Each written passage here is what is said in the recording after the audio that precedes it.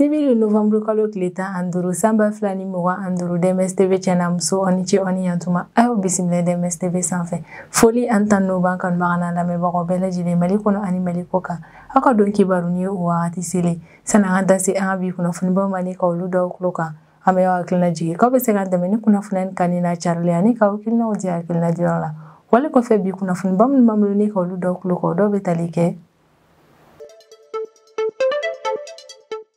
Salon international de la défense et de la sécurité ni o ye BAMEX 2025 o komi yɛrɛ kɔni kun bɛ sen na an ka Bamakɔ kɔnɔna ni a daminɛna tarata tɛmɛnen novembre kalo tile 11 sanba fila ani mugan ani duuru an ka Bamakɔ yɛrɛ kɔni kɔnɔna a yɛrɛla k'a fɔ ko alamisa tɛmɛnen novembre kalo tile 13 sanba fila ani mugan ani duuru ko ni BAMEX ko in yɛrɛ kɔni taara i sɛnsɛn fo Kulukoro région yɛrɛ kɔni kɔnɔna yɔrɔ min na u kun bɛ ka taa exercice de tir yɛrɛ kɔni kɛ o exercice de tir kɛ yɔrɔ yɛrɛ kɔnɔ min an ka Mali autorité olu caman yɛrɛ kɔni kun bɛ yen nɔ baara minnu yɛrɛ kɔni bɔra o yɔrɔ kofɔlen yɛrɛ kɔni na an bɛna da se olu ma ni ka olu ɲɛfɔ aw ye.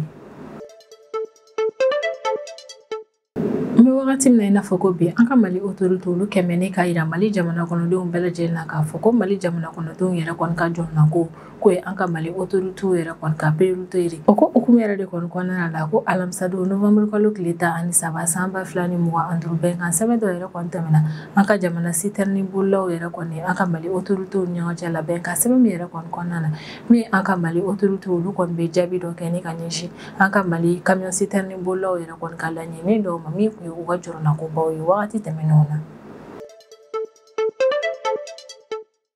An bɛ wagati min na i n'a fɔ ko bi an ka Mali douane ma olu cɛsirilen don fɛɛrɛ bɛɛ lajɛlen latigɛli la walasa min yɛrɛ kɔni ɲɛnaminimafɛn ni fɛn interdilenw ye an ka jamana kɔnɔna na fɛɛrɛ bɛɛ lajɛlen ka latigɛ o fɛn ninnu kana na ye an ka jamana kɔnɔna na o ko hukumu yɛrɛ de kɔni kɔnɔna la arabadon novembre kalo tile 12 su ni ka dugu jɛ alamisa la novembre kalo tile 13 sanba fila ani mugan ani duuru k'an ka Bamakɔ aéroport international président Modibo Keyita ni nin bɛ Senu mara kɔnɔna na ko yɛrɛ kofɔlen yɛrɛ kɔnɔ an ka Mali douane ma yɛrɛ kɔni ka cellule bɛ yen n'olu ka baara yɛrɛ kɔni bɛnnen don ɲɛnaminimafɛnw don ni kɛlɛli ma yɛrɛ la k'a fɔ k'olu ye saisiba dɔ yɛrɛ kɔni kɛ aéroport la nin don kofɔlen yɛrɛ kɔni na voyagekɛla dɔ kunna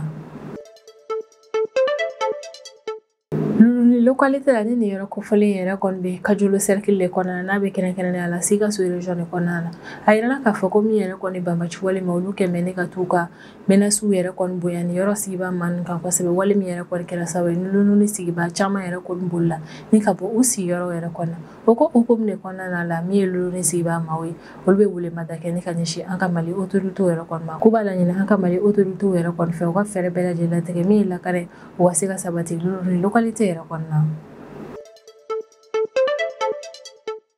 Alamisa don novembre kalo tile 13 sanba fila ni mugan ani duuru États-Unis ka lasigiden min yɛrɛ kɔni bɛ an ka Mali jamana kɔnɔna na ale bɛ kunnafoniya dɔ yɛrɛ kɔni cari a ka bɔlɔlɔsiraw yɛrɛ kɔni sanfɛ kunnafoniya min yɛrɛ kɔni kɔnɔna na a b'a da bɛɛ lajɛlen yɛrɛ kɔni tulo kan k'a fɔ ko États-Unis ka lasigiden min yɛrɛ kɔni bɛ an ka Mali jamana kɔnɔna na ko ambassade yɛrɛ kɔnɔna ko baaraw bɛɛ lajɛlen yɛrɛ kɔni daminɛna ye ko wa u ka ambassade baarakɛla minnu yɛrɛ kɔni kun donna États-Unis jamana kɔnɔna na k'u bɛɛ lajɛlen yɛrɛ kɔni seginna ni ka na an ka Mali jamana kɔnɔna na. Tarata tɛmɛnen novembre kalo tile 11 sanba fila ni mugan ani duuru Niger ka finitigilakaw kɔni bɔra ne ka laseli kɛ k'a yira k'a fɔ ko k'a daminɛ novembre kalo tile 3 la ka taa bila novembre kalo tile 9 sanba fila ni mugan ani duuru ko Niger ka finitigilakaw ye opération baw yɛrɛ de kɔni kɛ Niger jamana fantan naani bɛɛ lajɛlen yɛrɛ kɔnɔna ko opération yɛrɛ kɔni kɛra opération ɲumanba ye ka d'a kan ko opération yɛrɛ kɔni senfɛ Niger ka finitigilakaw olu sera ka banbaci walima 63 faga ale ni ka saisiba dɔ yɛrɛ kɔni kɛ Niger jamana kɔnɔna ni opération ba ninnu senfɛ. An bɛ wagati min na i n'a fɔ ko bi min yɛrɛ kɔni ye Mali dugumana frontière o datugulen don Mauritanie yɛrɛ kɔni na o ko hukumu yɛrɛ de kɔni kɔnɔna la a yirala k'a fɔ ko Mauritanie jamana ɲɛmaa ni o ye Mohamed Ould Cheikh El Ghazouani ye ko tɛnɛn don novembre kalo tile 10 sanba fila ani mugan ani duuru ale kɔni taara senna yaala yɛrɛ kɔni kɛ a ka jamana localitéw yɛrɛ kɔni na kɛrɛnkɛrɛnnenya la minnu yɛrɛ kɔni ka surun Mali ale ni Mauritanie ka frontière yɛrɛ kɔni na walasa ka se ka ɲɛfɔli kɛ a ka jamana kɔnɔdenw yɛrɛ kɔni Mali ka nin décision yɛrɛ kɔni na an bɛ wagati min na i n'a fɔ ko bi ni o ye ka dugumana frontière yɛrɛ kɔni datugu Mauritanie yɛrɛ kɔnɔ ni kunnafoniba de bɛ an bolo kɔrɔ bi an bɛna minnu walawala aw ye bidon kibaru kɔnɔna na. Salon international de la défense et de la sécurité ni o ye BAMEX 2025 yɛrɛ kɔni ni salonba in yɛrɛ kɔni événement yɛrɛ kɔni daminɛna an ka Bamakɔ kɔnɔna na tarata don novembre kalo tile 11 sanba fila ani mugan ani duuru a yɛrɛla k'a fɔ ko alamisa don novembre kalo tile 13 san 2025 ko min yɛrɛ kɔni Bamex ale marifa essayé yɔrɔ yɛrɛ kɔni baara kun bɛ sen na an ka Mali jamana kɔnɔna na. A yɛlɛla k'a fɔ ko ni Bamex 2025 ko min yɛrɛ kɔni kun bɛ sen na an ka Mali jamana yɛrɛ kɔni kɔnɔna na ko a exercice militaire ko yɛrɛ kɔni o baara yɛrɛ kɔni taara kɛ Tanabugu village yɛrɛ de kɔni kɔnɔna na ni yɛrɛ kofɔlen bɛ Kulukoro région yɛrɛ de kɔni kɔnɔna na. Bamex exercice pratique ko o baaraw yɛrɛ kɔni kun ɲɛmɔgɔlen don an ka Mali ministre de la sécurité et de la protection civile de fɛ ni o ye général Dawudu Hali Mohamedine ye ko wa an ka Mali lakanako ministre kelen dɔrɔn yɛrɛ kɔni kun tɛ nin yɔrɔ kofɔlen na ko délégation ba dɔ yɛrɛ kɔni kun bɛ ale nɔfɛ o fɛnɛ tɛmɛlen kɔfɛ Mali kun ye jamana minnu yɛrɛ kɔni wele k'olu kana u sen don ni Bamex ko yɛrɛ kɔni an ka Mali jamana kɔnɔna na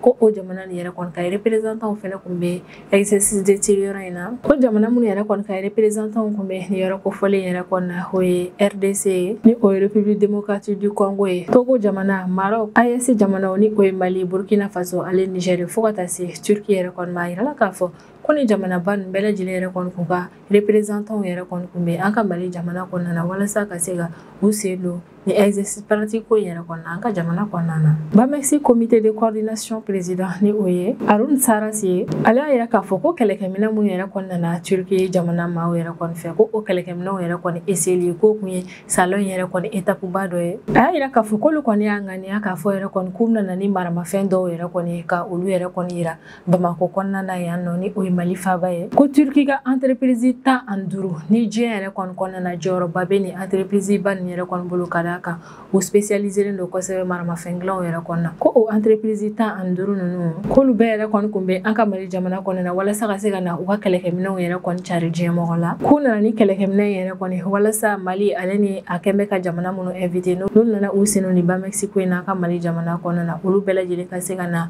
Turquie ka jamana ka entreprise ka ni kɛlɛkɛminɛn ninnu yɛrɛ kɔni lajɛ ka kɛlɛkɛminɛn ninnu yɛrɛ kɔni fanga dɔn ale ni ka hakilina falen-falen yɛrɛ kɔni tɛmɛ u ni Turquie ka expert ninnu yɛrɛ kɔni ni ɲɔgɔn cɛ la minnu yɛrɛ kɔni fɛnɛ nana u sen ni Bamex ko in na an ka Mali jamana kɔnɔna na ni an ka Mali ministre de la sécurité et de la protection civile ni o ye général Dawudu Hali Mohamedine ale ka fanfɛla la a y'a yira k'a fɔ ko ni Bamex ko in yɛrɛ kɔni na ko min ye Turquie yɛrɛ kɔni ale ye jɔda min yɛrɛ kɔni sɔrɔ o ko la ale a ye rôle min yɛrɛ kɔni kɛ baara in kɔnɔna na ko o diyara ale ye kosɛbɛ ko min yɛrɛ kɔni ye Turquie k'ale ye Mali partenaire kɛrɛnkɛrɛnnen dɔ yɛrɛ de kɔni ye diɲɛ kɔnɔna na général Dawudu Hali Mohamedine ka kɔrɔfɔ la k'olu bɛ yɔrɔ min na an bɛ wagati min na i n'a fɔ ko bi o yɔrɔ in ni Kulukoro région yɛrɛ kɔni ɲɔgɔn cɛ la o ka ca ni kilomètre 15 ye ko wa olu nana ni localité kofɔlen yɛrɛ kɔni na walasa Turquie ka experts yɛrɛ kɔni nana ni kɛlɛkɛminɛn minnu yɛrɛ kɔni ka se ka na kɛlɛkɛminɛn ninnu yɛrɛ kɔni labaara k'a lajɛ u fanga yɛrɛ kɔni bɛ cogo min na a y'a yira k'a fɔ ko sen fɛ yɛrɛ kɔni olu sera ka marifaw ale ni kɛlɛkɛminɛnba dɔw yɛrɛ kɔni kɛlɛkɛminɛn minnu yɛrɛ kɔni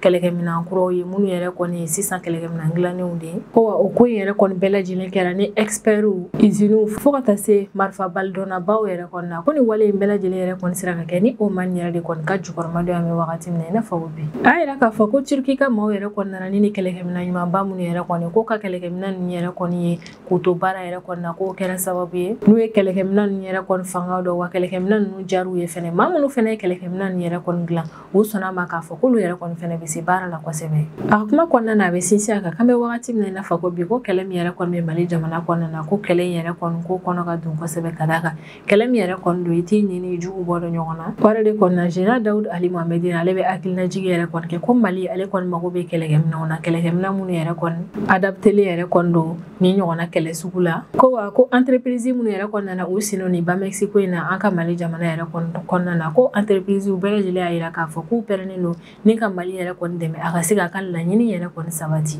a bɛ tila ka ci kan gɛlɛn kɛ ni ka ɲɛsin maa jugu yɛrɛ kɔni ma minnu bɛ k'a yira k'a fɔ k'an bɛ wagati min na i n'a fɔ ko bi ko min yɛrɛ kɔni ye Mali ye k'ale ye zone rouge yɛrɛ de kɔni a bɛ ci kan gɛlɛn kɛ ni ka ɲɛsin o maa ninnu ma ministre de la sécurité et de la protection civile yɛrɛ kɔni ka kɔrɔfɔ la ko diɲɛ kunnafonidilaw kuma dɔw yɛrɛ kɔni na olu bɛ kunnafoniya dɔw yɛrɛ kɔni cari min de ka d'u ye ko nka maa si tɛ se ka Mali jamana yɛrɛ kɔni interpréter Mali yɛrɛ kɔni place la ko Mali jamana bɛ ka a yɛrɛ lafasa wa Mali jamana yɛrɛ kɔni bɛ musaka bɔ walasa ka se ka a yɛrɛ lafasa ko jamana lakana ko sɔngɔ tɛ o la ko wa jamana yɛrɛ kɔni lakana ni baara yɛrɛ kɔni o ye koba de ye jamana kɔnɔna na ka d'a kan ko n'i y'a mɛn ko jamana o b'a sɔrɔ lakana yɛrɛ de kɔni bɛ yen fɔlɔ ko yɛrɛ de kɔni na gɛlɛya min bɛ Mali jamana kan an bɛ wagati min na i n'a fɔ ko bi k'a ka Mali yɛrɛ kɔni ka o gɛlɛya in ta ka bɔ a kan wa an bɛ fɛɛrɛ bɛɛ lajɛlen latigɛ ni ni ɲɔgɔnna gɛlɛya kana na an sɔrɔ bilen don nataw la. Turki ka maaw yɛrɛ kɔnɔna ni maramafɛn minnu yɛrɛ kɔnɔna yɛrɛ la k'a fɔ ko maramafɛn ɲumanbaw yɛrɛ kɔni don ka d'a kan maa caman yɛrɛ kɔni maramafɛn ninnu yɛrɛ kɔni minɛ ni ka u ci yɔrɔ in na bɛɛ lajɛlen sɔnna ma k'a fɔ ko kɛlɛkɛminɛn girimanbaw yɛrɛ de kɔni don ko wa ka Mali yɛrɛ kɔni ka ɲɔgɔnna kɛlɛkɛminɛnw yɛrɛ kɔni san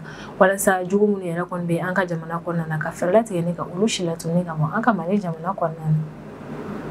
An ka Mali chauffeur ka syndicat a yirala k'a fɔ k'olu ye bɛnkan sɛbɛnba dɔ yɛrɛ kɔni tɛmɛ u ni an ka Mali gouvernement maaw ni ɲɔgɔn cɛ la alamisa don novembre kalo tile 13 san 2025 ko bolonɔ bilala ni bɛnkan sɛbɛn min yɛrɛ kɔni na an ka Mali chauffeur ka syndicat ale ni an ka Mali autorité yɛrɛ kɔni ɲɔgɔn cɛ la ko o bolonɔ bila sɛbɛn cérémonie yɛrɛ kɔni kun ɲɛmɔgɔlen don an ka Mali ministre caman yɛrɛ de kɔni fɛ ni o ye an ka Mali ministre du travail et du dialogue social, ministre des transports fo ka taa se ministre de la santé yɛrɛ kɔni ma. A yirala k'a fɔ ko ni ministre ba ninnu yɛrɛ de kɔni bɛɛ lajɛlen ni cérémonie yɛrɛ kɔni ɲɛmɔgɔ cérémonie min yɛrɛ kɔni kɔnɔna na bɛnkan sɛbɛnba dɔ yɛrɛ kɔni tɛmɛna an ka Mali gouvernement maaw yɛrɛ kɔni ni chauffeur ka syndicat ni ɲɔgɔn cɛla la. A yirala k'a fɔ ko dɔgɔkun tɛmɛnen yɛrɛ kɔnɔ min an ka Mali premier ministre ni o ye Général Abdoulaye Mayiga yɛrɛ kɔni ale ye kumaɲɔgɔnya tɛmɛ ani an ka jamana chauffeur yɛrɛ kɔni ɲɔgɔn cɛla la. O kumaɲɔgɔnya yɛrɛ de kɔni kɔfɛ min yɛrɛ kɔni chauffeur ninnu ye gɛlɛya ale ni jɔrɔna ko minnu yɛrɛ kɔni bɛ u la u y'o bɛɛ lajɛlen yɛrɛ kɔni da premier ministre kolo kan. Wa nin wagati in na premier ministre ale k'o layidu yɛrɛ kɔni ta u ye k'u ye jɔrɔna ko fɛn fɛn yɛrɛ kɔni fɔ ale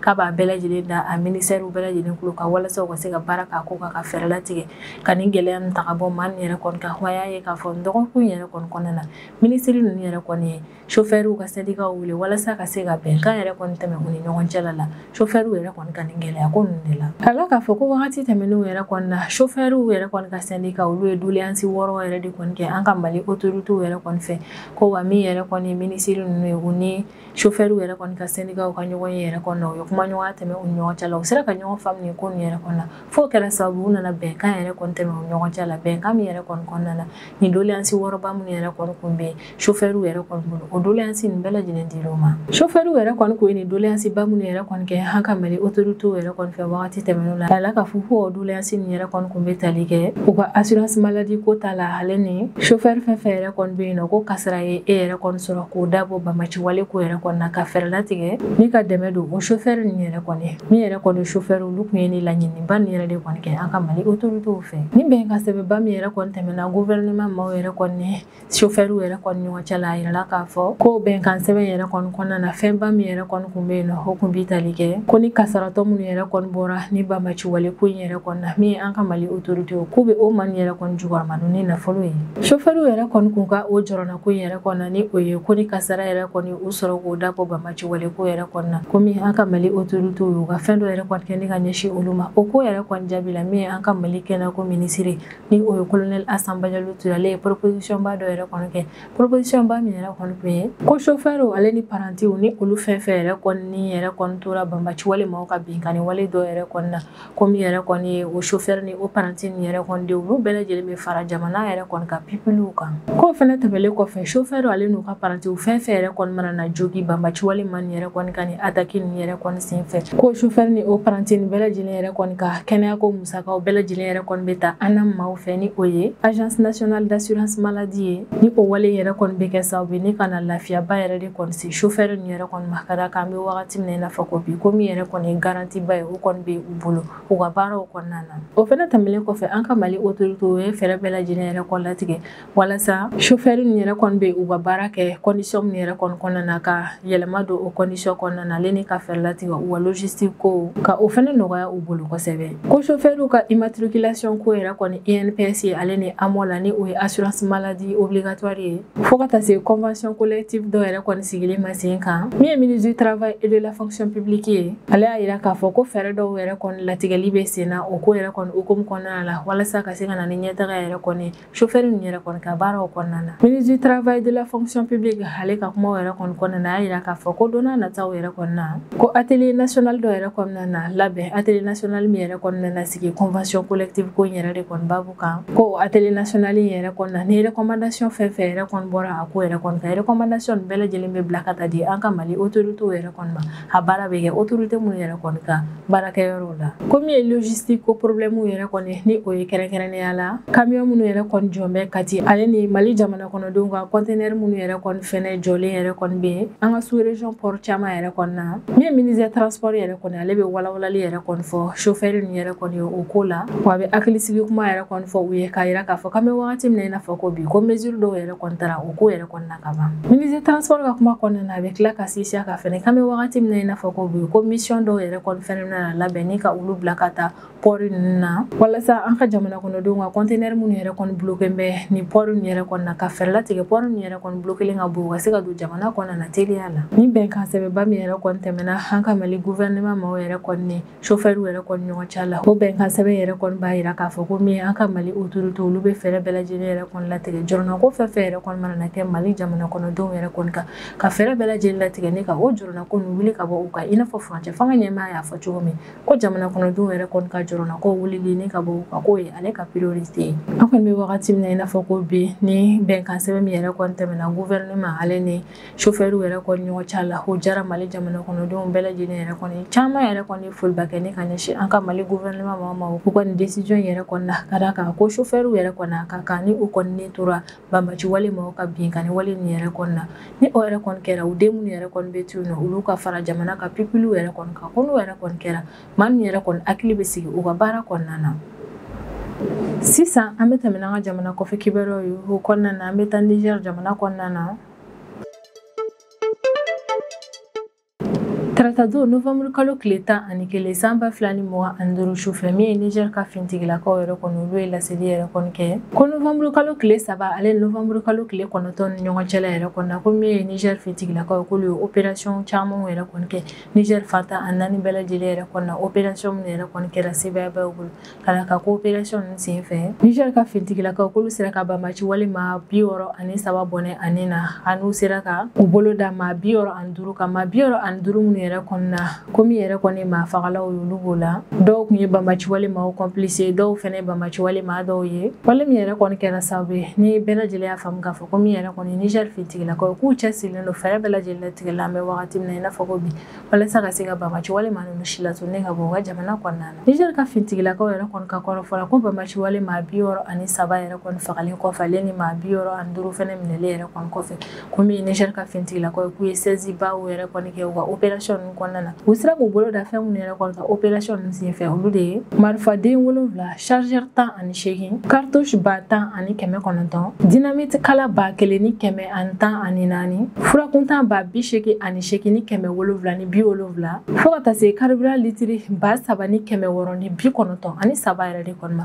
komi yɛrɛ kɔni Niger ka fintigilakaw k'u sera ka ni saisie ba in fɛnɛ yɛrɛ kɔni kɛ u ka ni opération ninnu senfɛ k'o fɛnɛ tɛmɛlen kɔfɛ mobili 4 ale ni moto 16 min yɛrɛ kɔni Niger ka fintigilakaw k'u sera ka u bolo da ni fɛnba ni yɛrɛ kɔni kan ko ni mobili 4 ni ni moto 16 ni yɛrɛ kɔni k'olu yɛrɛ kɔni ko ye banbaci wale maaw yɛrɛ de kɔni ta ye wa kun bɛ banbaci wale maa ni yɛrɛ kɔni dɛmɛ u ka o wale jugu na ko nka Niger ka fintigilakaw ka cɛsiri don ka baara kɛ ko ɲuman na o kɛra sababu n'u sera ka ni bolimafɛn bɛɛ lajɛlen minɛ komi fɛnɛ fɛn pɛrɛnta 3 yɛrɛ kɔni min ye Niger ka fintigilakaw ye tiɲɛni don o bɛɛ lajɛlen yɛrɛ kɔni na fɛn pɛrɛnta 3 minnu yɛrɛ kɔni kun bila la banbaci wale maaw yɛrɛ de kɔni fɛ k'a kɛ kɛlɛkɛbere ni ka ɲɛsin Niger fintigilakaw ma Niger ka fintigilakaw yɛrɛ kɔni filɛ ni ka ni jaabi dumanba min yɛrɛ kɔni sɔrɔ u ka ni opération ni yɛrɛ kɔni senfɛ jaabi nin bɛɛ lajɛlen b'a yira k'a fɔ ko min ye Niger ka fintigilakaw yɛrɛ kɔni k'olu cɛsirilen don u bɛ ka sebaya sɔrɔ u ka kɛlɛkɛyɔrɔw bɛɛ la ko wale in bɛ ka yira k'a fɔ fɛnɛ ko Niger ka fintigilakaw yɛrɛ kɔni ye fɛɛrɛ minnu sigi sen kan walasa ka se ka banbaci wale maa ni kɛlɛ ko fɛɛrɛ nin yɛrɛ kɔni bɛ ka nɛgɛ ko wa fɛɛrɛ ɲumanbaw yɛrɛ de kɔni don an kɔni bɛ wagati min na i n'a fɔ ko bi Niger ka fintigilakaw y'a yira k'a fɔ ko in yɛrɛ kɔni ma ban halisa u bɛ continuer Niger fanta a 4 bɛɛ lajɛlen lakanani baara la sanga ani wagati